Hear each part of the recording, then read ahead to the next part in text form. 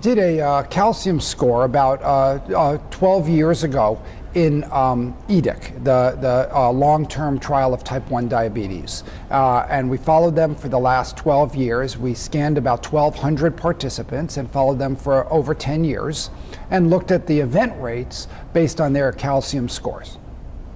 And what did you find? So we found that patients who had a score of 0 were at very low risk, which is very similar to the general population, and those with elevated calcium scores were at increasing risk.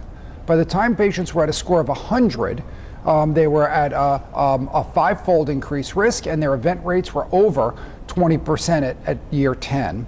And calcium scores above 300 were about 7-fold increased risk, and their event rates were almost 30% of patients had an event. And so how does this compare? These were patients with type 1 diabetes.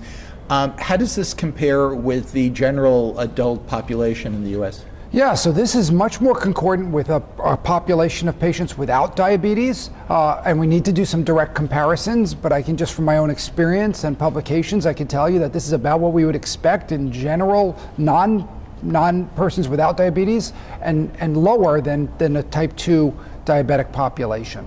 And any hypotheses as to why, for one thing, it's comparable to a population without diabetes, which I guess is surprising, and also not as bad as type 2 diabetics? Yeah, so I think that type 1 diabetes is just a different disease process. I think most people who get it are thin, don't necessarily have hypertension, high cholesterol, metabolic syndrome. So I think a lot of the risk associated with type 2 diabetes is due to a lot of the adjunctive risk factors. They are overweight, they're physically inactive, thus they develop type 2 diabetes, whereas this group just had a beta cell deficiency.